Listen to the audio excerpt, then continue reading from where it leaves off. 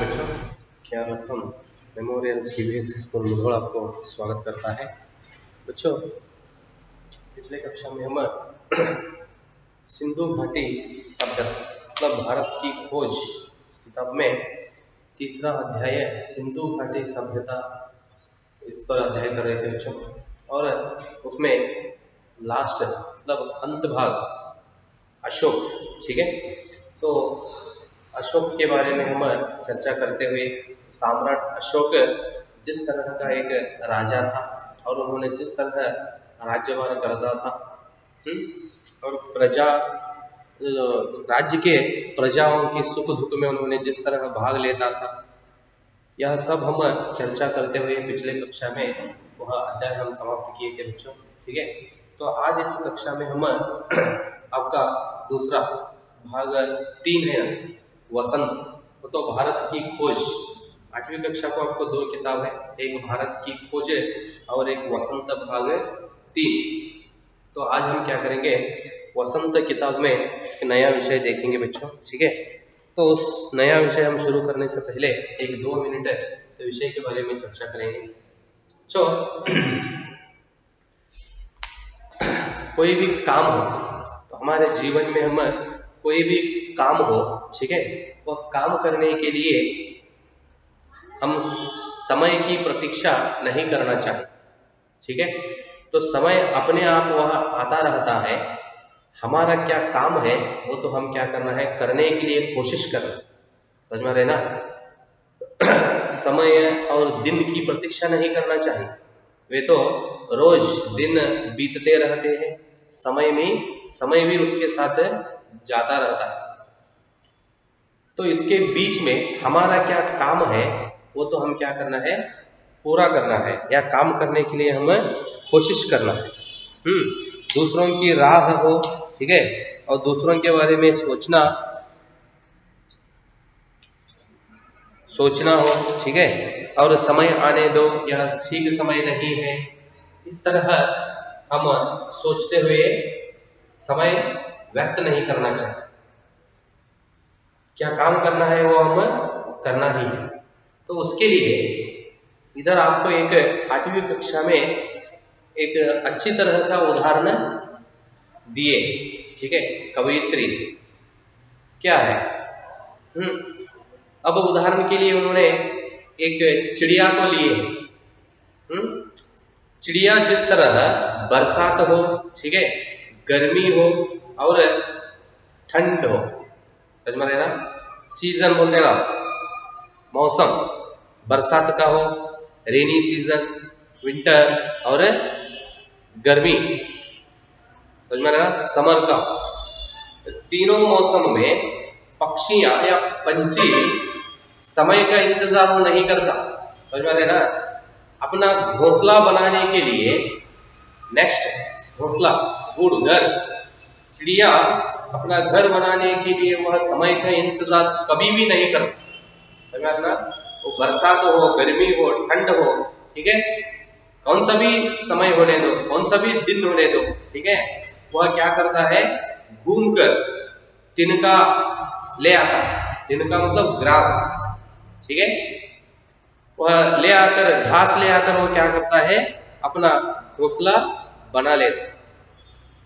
वह जिस तरह अपना काम करने के लिए समय का इंतजार नहीं करता है, उसी तरह जीवन में मनुष्य भी क्या करना चाहिए, कभी भी उन्होंने समय आने दो, यह ठीक समय नहीं है, इस तरह समय की इंतजार करते हुए समय व्यर्थ नहीं करना चाहिए। क्या काम करना है वह काम करने के लिए उन्होंने कोशिश किए तो वह अपने आप उसमें सफलता पाता है, ठीक है। तो उसके लिए बच्चों इधर कवयित्री, ठीक है, कवयित्री जया जादवानी क्या की है, एक पद्य के बारे में, ठीक है, हमें समझाने के लिए उन्होंने चाहते हैं, यह सबसे कठिन समय नहीं, यह सबसे कठिन समय नहीं, इस पद्य से उन्होंने हमें तो यह एक संदेश देना चाहते हैं। तो आज इस कक्षा में हम क्या करेंगे बच्चों, यह सबसे कठिन समय नहीं, इस पद्य पर जानकारी हासिल करेंगे। आइए देखेंगे कवयित्री क्या कहना चाहती है, यह सबसे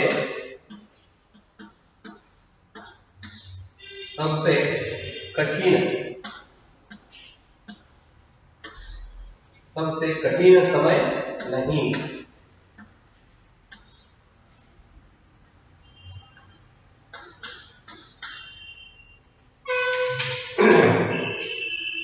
जया जादवानी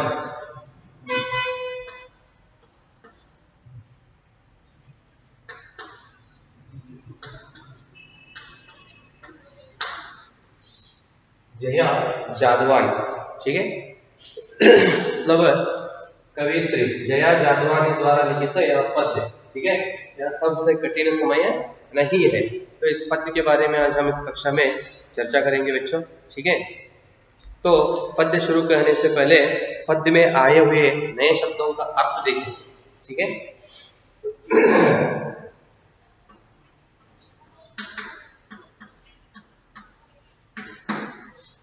देखो बच्चों, तो पद्य हो या पाठ हो, ठीक है, तो उसके बारे में हम पढ़ते समय बीच में आए हुए नए शब्द मतलब कठिन शब्द कौन कौन है, मैं सभी बोर्ड पर लिखा हो, पीछे के पाठ के भी, ठीक है। तो इन सभी नए शब्दों को आप किताब में भी लिखना है। तो पाठ शुरू करने से पहले मतलब पाठ के आप प्रश्नोत्तर लिखते हैं ना, तो उससे पहले क्या करना है, फर्स्ट पेज में तो नए शब्द भी लिखना है। आइए देखेंगे पद्य में कौन कौन से नए शब्द आए हैं बच्चों। नहीं यह सबसे कठिन समय, देखो कठिन सब आप जानते हो। नहीं यह सबसे कठिन समय नहीं, अभी भी दबा है चिड़िया की चोंच में तिनका। तिनका मतलब घास, अभी भी दबा है चिड़िया की चोंच। चोंच मतलब वो पंछी, चिड़िया खाना खाने के लिए मुंह के सामने एक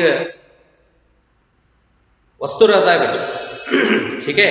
वस्तु मतलब ಕೊಕ್ಕೆ ಅಂತ ಹೇಳ್ತೀವಿ ನೋಡಿ, ಪಕ್ಷಿಗಳಿಗೆ ತನ್ನ ಬಾಯಿ ಮುಂದೆ ಇರ್ತದ್ರಿ ಕೊಕ್ಕೆ, ಆಹಾರವನ್ನು ತಿನ್ನಲಿಕ್ಕೆ ಉಪಯೋಗ ಮಾಡ್ತಾ ಇದ್ದಾರೆ, वही चोंच। तिनका, तिनका मतलब घास। अभी भी दबा है चिड़िया की चोंच में तिनका, और वह उड़ने की तैयारी में है। अभी भी झरती हुई पत्ती, पत्ता लीफ ಎಲೆ ಅಂತ ಹೇಳ್ತಾರಲ್ರಿ ಅದೇ, झरती हुई पत्ती। थामने को बैठा है हाथ एक, अभी भी भीड़ है स्टेशन पर, अभी भी एक रेलगाड़ी जाती है गंतव्य तक। भीड़, भीड़ मतलब समूह,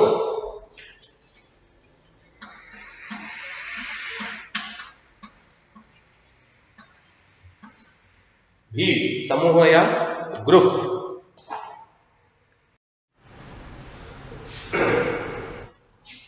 घास या लकड़ी का छोटा टुकड़ा,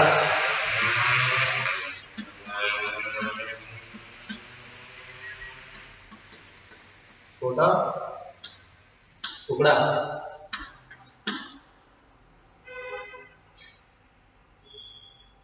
कठिन है,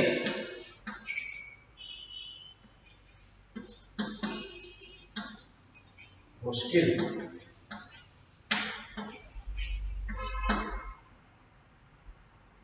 झरती,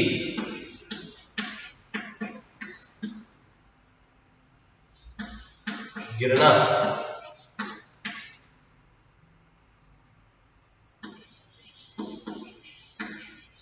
थामना, पकड़ना।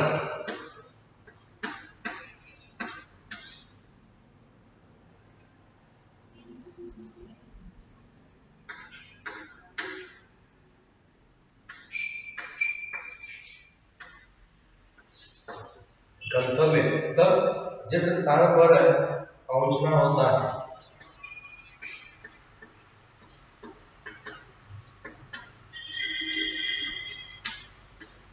जिस स्थान पर पहुंचना होता है, जिस स्थान पर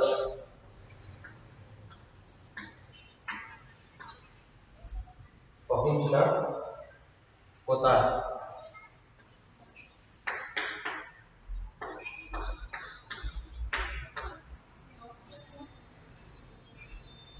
प्रतीक्षा, इंतजार।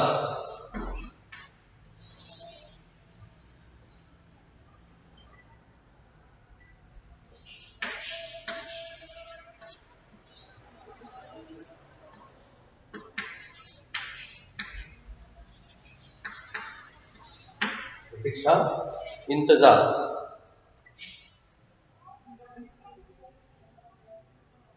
वक्त,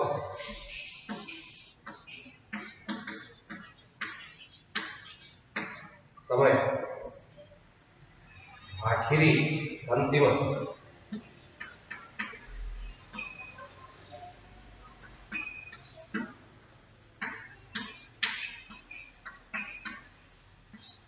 लास्ट, अंतिम हिस्सा।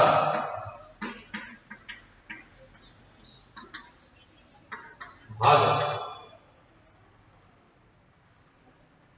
सदियों, पुराने समय से।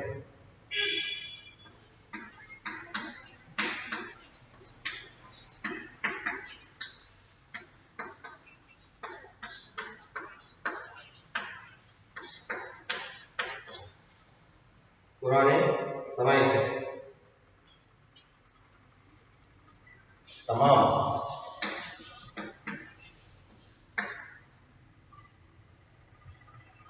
बहुत सारे,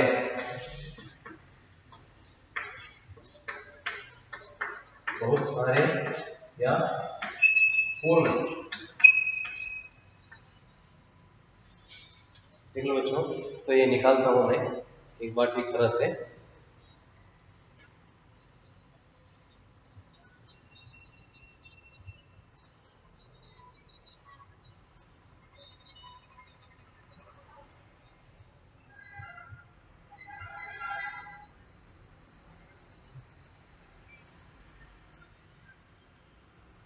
और एक लिखता हूं, ठीक है।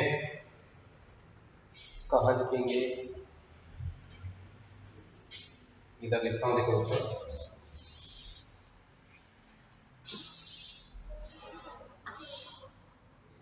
खबर, समाचार। देख लो,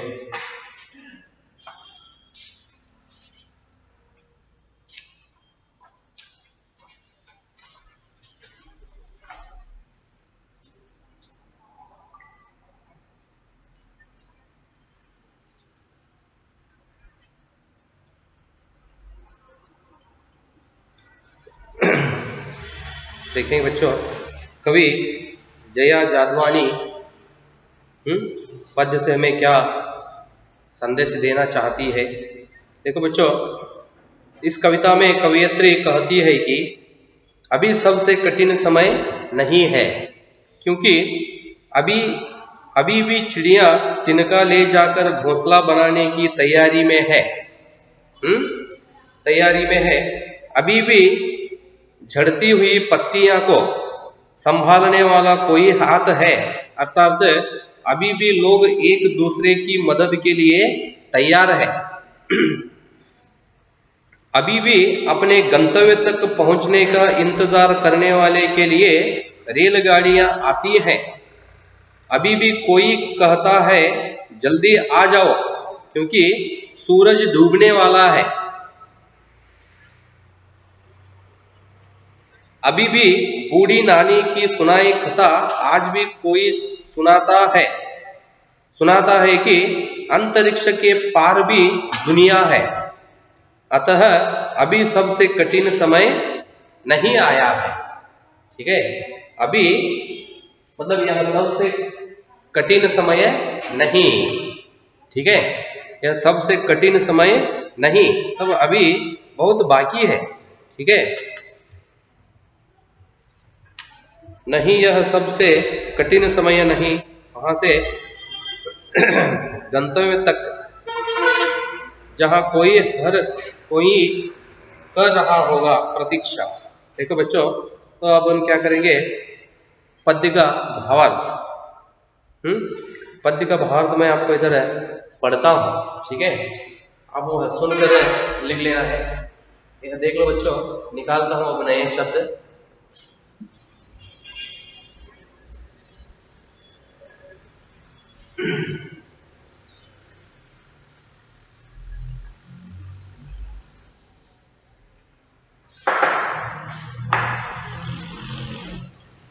पहला पद का भावार्थ कहां से कहां तक, इसमें तो पद्य में भावार्थ लिखने के लिए आप क्या करो, 2 प्यारा पद करो।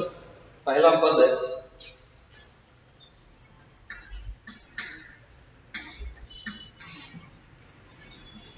फर्स्ट प्यारा,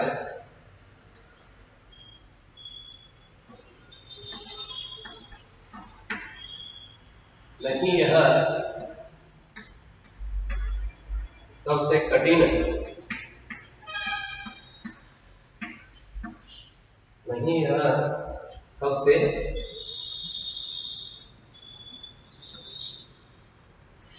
कठिन समय। तो पहला पंक्ति फर्स्ट लाइन, ठीक है, वहां से लेकर नहीं यह सबसे कठिन समय नहीं, वहां से लेकर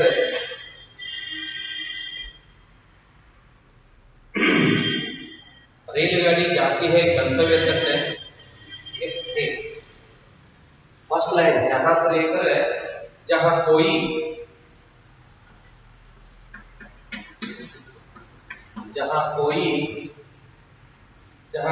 कर रहा होगा,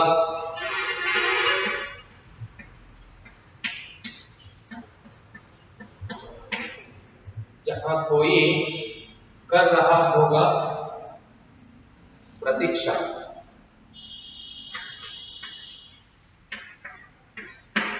यहां तक, ठीक है। फर्स्ट लाइन देखो बच्चों, यहां से लेकर यहां तक, ठीक है। कितने पंक्ति का है ये, 1 2 3 4 5 6 7 8 9 10, ठीक है, 10 पंक्ति का भाव पहला पद, तो पहला प्यारा, ठीक है। अब मैं आपको सुनाता हूं, आप ठीक तरह से सुनकर क्या करना है, वह भावार्थ है। पहला आप क्या करो, पद्य में, ठीक है, वह पद्य देख कर ये भी लिखना है। नए शब्द होने के बाद भावार्थ ऐसा लिखकर वो पंक्ति भी लिखना है, मतलब वो भावार्थ कहां से कहां तक है, समझ में ना, लिखना है। देख लो भावार्थ में इधर है, आपको सुनाता हूं, अब सुनकर फेसबुक में भी लिखना है बच्चों। जया जादवानी जी एक आशावादी लेखिका है और आशावादी दृष्टिकोण रखती है।